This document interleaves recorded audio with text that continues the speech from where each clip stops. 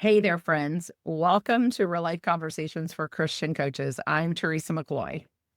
And I'm Erica Benson. We are so glad that you're listening in today. Here on the podcast, each week we want to have real conversation to help you grow a successful and sustainable coaching business, and yet still stay grounded to what truly matters. We show up every week to share some practical tools with you, honest stories, and our own experience, really, as coaches. And every once in a while, we even invite some great guests onto the show to support you as a coach so that you can live from a place of rest, not rush. So, whether you're just getting started or you've been coaching for years, you are in the right place. So, let's dive into today's conversation as we continue this series, Teresa. Yes, we've been doing a great series through the summer of these 7 P's of business for Christian coaches.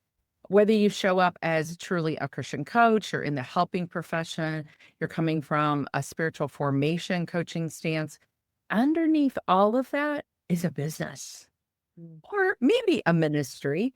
But either way, you need some structure and some guidance. And so we have just 7 areas for you to look at in your business. They all happen to start with the letter P, and we're about halfway through. So we would encourage you to go to therealliprocess.com/7, SEVEN, and you can download this free resource. You can go back and listen to the previous podcasts that we've done. But we have covered so far, we've covered purpose, we've covered plan, and we've covered products and services. And today, Erica, we're going to dive into kind of an interesting P word, let's be honest. I had to find the word that matches with the P framework, but it is a P that we call the particulars. And it really does work because when you think of what are the particular things that I need to be tracking or be aware of in the numbers that I have around my business. So, yeah, kind of a funny word, but it actually helps you remember that I have particulars. If you've been around the business world at all, you may have heard the phrase KPIs, which means key performance indicators. So, particulars fits in there with KPIs. So, let's dive in, Erica. What are we talking about when we say the word particulars? Particulars are the detail that matter that we want to keep our eyes focused toward. And so you mentioned it, it could be tracking numbers, but helping us to run our practice or our business with integrity and excellence. And I love the scripture from Luke 16:10 that says, whoever can be trusted with very little can also be trusted with much. And so the details matter. And that space from scripture that says trusted, the what we're referencing here too is I have to know what I've been trusted with. What have I been trusted with? One of the ways that we track that is through something numerical. Numbers don't lie. We've often heard that. And I think so when I can look and go, I've been trusted with this number of clients. I've been trusted to steward this revenue. I've been trusted to watch my expenses. That's a big one.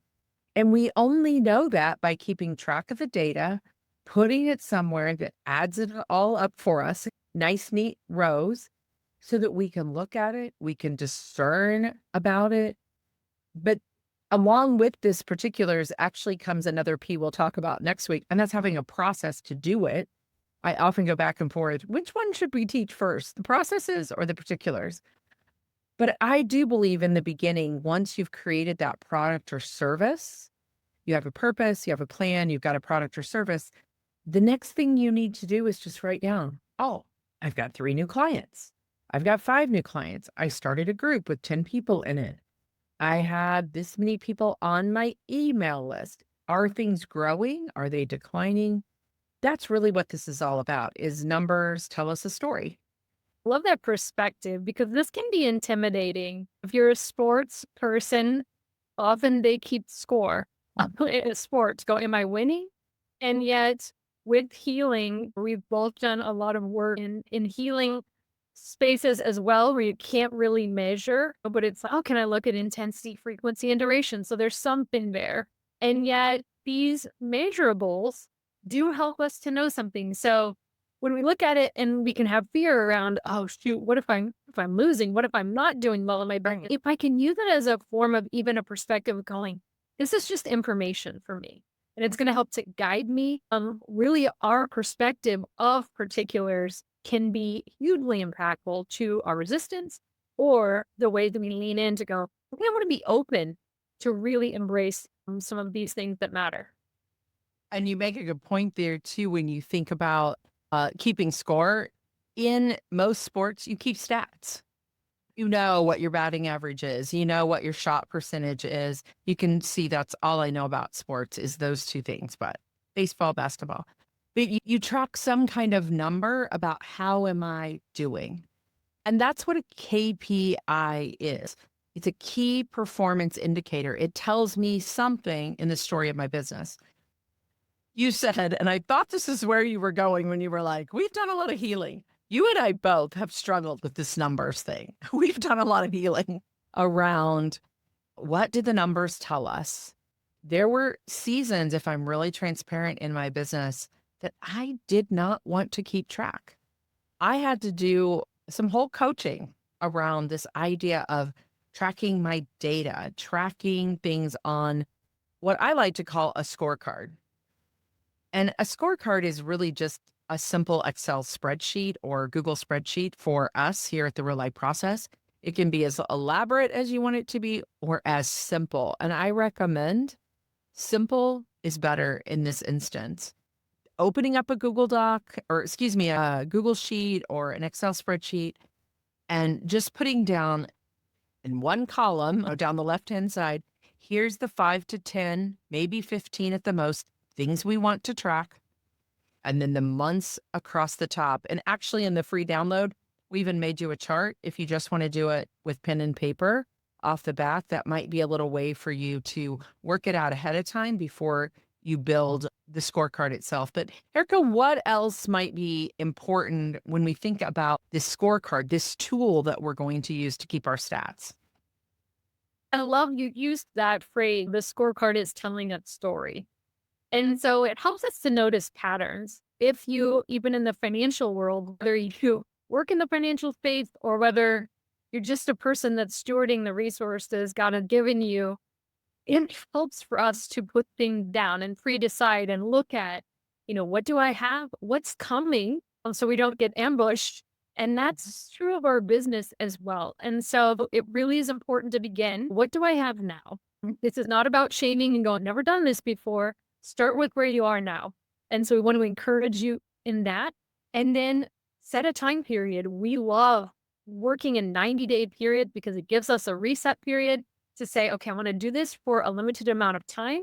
And I want to see how am I growing and where do I want to move towards? So start tracking for 3 months and just review and notice, are the numbers that you're tracking really what matters? So I think that's key to this whole thing is track for quarters at a time. You might put down like January, February, March and track, oh, I have 200 people on my email list, or I have 100 people, or you might have started with 25. It doesn't matter. You might be up to 1,000 or more. But over a 3-month period, do I see growth? Don't get so concerned about each and every month as much as what's the total at the end of that, because you're going to gain a few, you're going to lose a few, whether it's email lists, whether it's number of clients. What can happen over a period of time, which I think this is the beauty, is you start to see an average. This is where the fun math stuff comes in. If you like to geek out, like you start to see percentages, you start to see an average, you start to gain more confidence and trust in yourself and in the process of owning a business through numbers. If you do not track, you will spend a lot of years just going, I don't know, I think I'm gaining traction. And you'll go off emotions. You'll go off of good days and bad days. And in the entrepreneurial world that you're in as a business owner, that could take you on a spin. So there are times that I have to look at my numbers to not spin. I have to bring up my scorecard and go, wait a second. we have this many people in our group coaching program. We've certified this many people. I have this many private clients. Whatever it is that you're tracking, look at that 3 months at a time for the scorecard overall. The other part, let's look at the steps to even building this out, Erica. Let's kind of move through. Okay, we know why we would do it. What are the steps to doing it? Yeah, as you're looking at just getting started, one of the questions you might consider is who's responsible Mhm. for deciding what particulars to track. So if you're a solopreneur, do you need to work with a coach in that? Is that solely your responsibility? Maybe you have a spouse or someone else that you trust that you can have that conversation with, but who's deciding what's important? And I'll say this too, if you have resistance even to the word particular or tracking your numbers, we call them sometimes impact numbers. When you the way you talk about the things that matter and what you're deciding to track matters. What else in that step comes I up love for what you? you just said about impact numbers because I think if you take this back up to the other P of purpose, underneath purpose is mission, vision, or yes, mission, vision, and values. Vision is what you've said, I want my business to grow to in the next 3 years. I would like to have a group program with this many people, would like to have this many private clients. Those are a vision. That's a goal that you're working towards. The only way you're going to know if you're getting there is by tracking some numbers that are impactful to make that happen. So, this is part of that. What am I going to track? Don't be tracking something that doesn't matter to your vision. So, go back to your original purpose and your vision and say, how will I know I've gotten there? This is where a coach could be huge in this to just go, how will I know? Well, what will be the data that will help me say I'm on track towards my vision? I remember setting a vision for a certain number of people on my email list. And many of you that may be listening in have been around the entrepreneurial space for a while. And sometimes we think of those as vanity numbers. Somebody says, oh, they have 5,000 people on their list. But what I do know from business experience is if the number on my email list continues to grow, that's a new connection with someone, that's a warm lead that could over time grow into a conversation, that could over time be someone who understands and knows the work that I do and how we show up in the world at the real life process. It may even be for you as a listener, how you got connected to this podcast about the giving, the generosity of free content and those types of things. And over time, statistics tell us that a certain percentage of your email list will connect with you on a deeper level. So the reason that you would grow a list, the reason you would track that growth, or podcast listeners could be another thing. How you're putting your marketing out in the world and tracking it, that growth says, oh, more potential for me to make an impact in the world. And that's where that depth comes in, really talking that word impact. Another step just in deciding as you're putting together a scorecard is who's going to be responsible for collecting Mhm. scorecard data. And even if you're a solopreneur, you might have someone that helps you or assists you with this type of process. It may be your responsibility as you're just starting out and you're starting small. Another step is how are you going to gather it and by when? That by when is important. It's Just a to hold you great accountable. question. Yeah. I have a little task in our task management software that comes up recurring for me as a business owner. So I know what date of the month I'm going to go back and I'm going to check and make sure I have my information in my financial software up to date. My expenses are reported and those things that I'm tracking. I want to make sure I'm doing that on a consistent basis. The fourth one is really just decide, what is your goal for the month or for the quarter and to name that number. And so giving that number and just naming it gives you a place to move toward. And that's going to come from that 3-year vision, that bigger umbrella vision that we talked about when we talked about purpose. I think the last one then too, and this comes a little bit later on in your business. If you're a solopreneur right now, these are things you don't have to worry about yet, but because you've created a good system and process, for tracking your particulars, at some point you can say, oh, I'm going to hire someone 3 to 5 hours a month. And these are the things they're going to do. And one of those is they're going to gather the numbers from different places. They're going to go in and find my emails. They're going to go in and find my revenue, my expenses, new clients, whatever that might be. They're going to gather these 5 to 10 things and they're going to put them on a report that I get as the business owner, or that maybe there's 2 or 3 people on my team that get certain numbers. You do not have to show all the particulars to everyone on your team. You can actually have 2 different sets. Here's a full numbers, and then here's to see things that don't include like revenue and expenses. That just depends on what you want to share, how much you want to disclose. So everyone on your team doesn't need to see everything. But if you develop out a team, it's important for everyone on the team to be responsible for turning in a number and maybe even making that number grow and seeing that number grow. I'll give an example from our own team because you're a part of this. We have a program, our network of coaches that meet and we track attendance. And that's one of the things that you're responsible for is that attendance. So Erica's tracking weekly, who's on our call. She's our network director. She leads that program. Now, another person on our team takes that attendance and puts it on the master scorecard so that I can see. I'm not out there looking every single week. Nobody else on our team is really looking at attendance until our monthly scorecard comes out. And even then, I'm not looking so much monthly as I am quarterly. But Erica, just in that example, what do we learn from tracking something simple as who's involved in our group program? So much. Yeah, we actually have a rhythm of calls. And so for us to pay attention to what are people drawn to? If they're coming most second weeks of the month, we know that they're drawn to really learn about the marketing and branding work in their business and the behind the scenes business work they're doing. If we have a high attendance third week of the month, and patternly, they're really leading into coaching skills development. So we can tell without asking what our people are longing for. And it also helps us to know who's involved and who do we need to reach out to.